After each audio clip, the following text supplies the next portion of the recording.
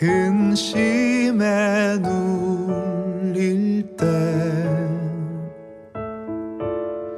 주께서 내게 오사 위로해 주시네. 가는 길 캄캄하고 괴로움 많으나 주께서 함께하며 내 짐을 지시네.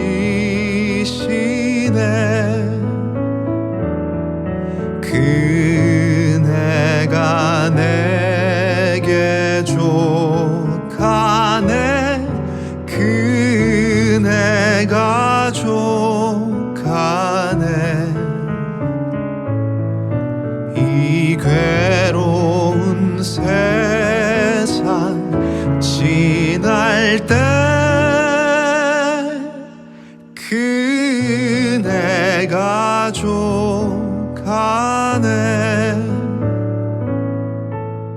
희망이 사라지고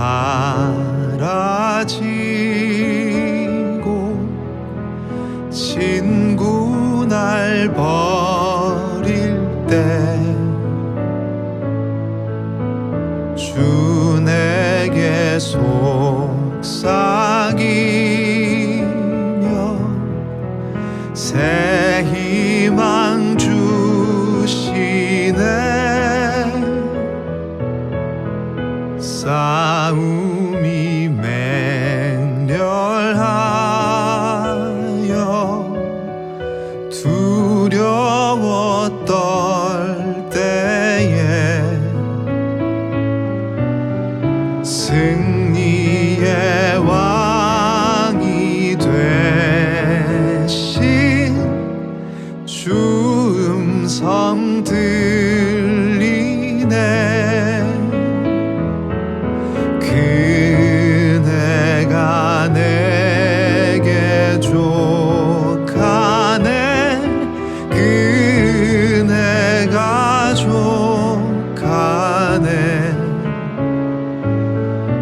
이 괴로운 세상 지날 때 그네가 족하네.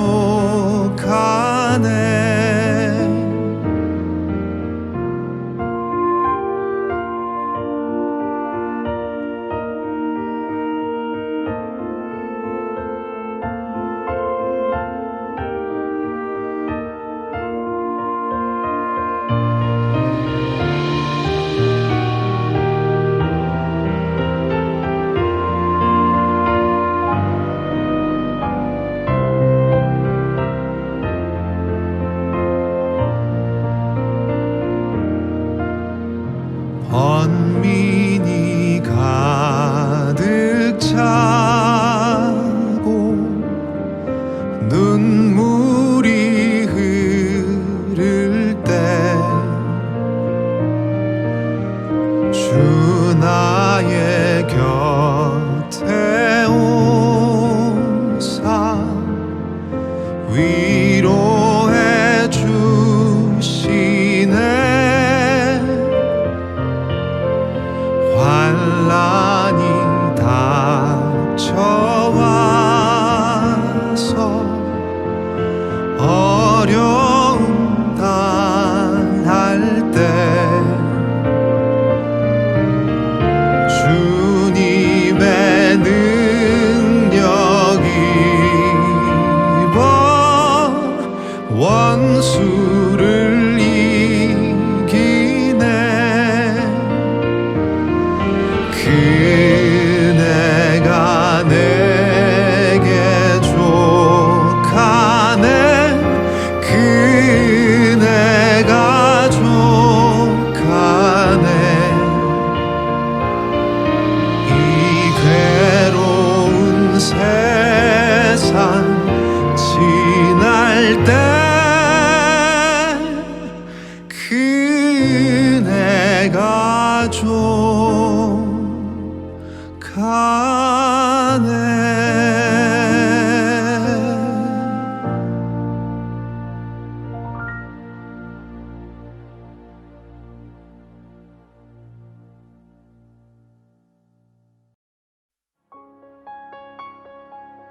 어떤 말씀이 내게 가만히 이르고 그 가느다란 소리가 내 귀에 들렸었나니 사람이 깊이 잠들 즈음 내가 그 밤에 본 환상으로 말미암아 생각이 번거로울 때에 두려움과 떨림이 내게 이르러서 모든 뼈마디가 흔들렸느니라. 그때에 영이 내 앞으로 지나매 내 몸의 털이 쭈뼛하였느니라. 그 영이 서 있는데 나는 그 형상을 알아보지는 못하여도 오직 한 형상이 내 눈앞에 있었느니라. 그때에 내가 조용한 중에 한 목소리를 들으니 사람이 어찌 하나님보다 의롭겠느냐, 사람이 어찌 그 창조하신 이보다 깨끗하겠느냐. 하나님은 그의 종이라도 그대로 믿지 아니하시며 그의 천사라도 미련하다 하시나니 하물며 흙집에 살며 티끌로 털을 삼고 하루살이 앞에서라도 무너질 차이겠느냐. 아침과 저녁 사이에 부스러져 가루가 되며 영원히 사라지되 기억하는 자가 없으리라. 장막줄이 그들에게서 뽑히지 아니하겠느냐. 그들은 지혜가 없이 죽느니라. 아멘. 할렐루야. 오늘도 말씀 앞으로 나오신 성도 여러분 한 사람 한 사람을 축복합니다. 말씀의 능력이 오늘도 우리 각 심령에 충만히 흘러넘쳐 믿음으로 주어진 삶을 살아가기를 주님의 이름으로 소망합니다. 욥기 4장부터 5장까지는 욥의 세 친구 중 한 명인 엘리바스가 욥에게 충고하는 장면이 나옵니다. 그중 오늘 본문에 해당하는 4장 12절에서 21절까지는 자신이 말했던 인과응보, 다시 말하면 네가 하나님 앞에서 무언가 잘못을 했기 때문에 이러한 고난을 당하고 있는 것이라는 자신의 충고가 타당하다는 것을 증명하기 위하여 자신이 경험했던 신비한 일에 대해 이야기하는 부분입니다. 즉, 자신의 주장은 한낱 개인적 견해가 아니라 꿈속에서 본 영적 존재가 전해준 신빙성 있는 이야기니 허투루 듣지 말고 잘 새겨 들어라 하는 것이지요. 오늘 엘리바스의 태도를 통해서 우리도 고난을 당한 우리의 이웃에게 하나님의 뜻이라는 빌미로 그들을 판단하거나 정죄한 일이 있다면 이제는 돌이켜 진짜 하나님의 뜻이 무엇인지 함께 기도하는 우리 모두가 되기를 원합니다.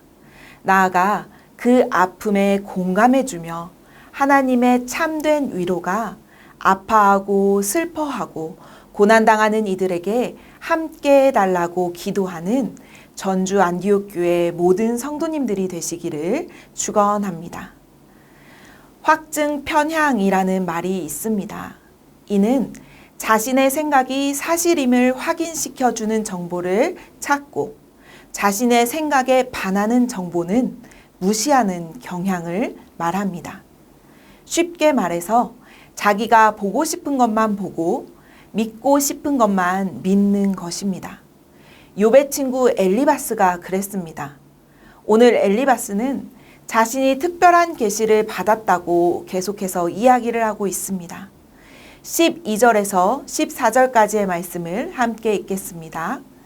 어떤 말씀이 내게 가만히 이르고 그 가느다란 소리가 내 귀에 들렸나니 사람이 깊은 잠들 즈음 내가 그 밤에 본 환상으로 말미암아 생각이 번거로울 때에 두려움과 떨림이 내게 이르러서 모든 뼈마디가 흔들렸느니라.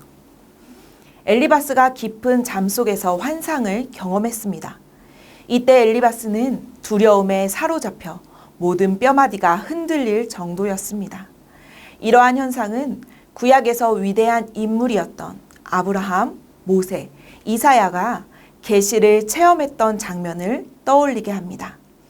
이렇게 엘리바스는 자신의 놀라운 체험을 이야기하며 나 자신의 이야기가 아니라 하나님이 말씀하신 특별한 계시이니 잘 들어라 하고 계속해서 강조하는 것이지요. 그 내용이 17절에서부터 21절까지 나오고 있습니다. 먼저 질문이 이어집니다. 17절 말씀입니다. 사람이 어찌 하나님보다 의롭겠느냐? 사람이 어찌 창조하신 이보다 깨끗하겠느냐? 이 두 개의 질문의 답은 모두 아니다입니다.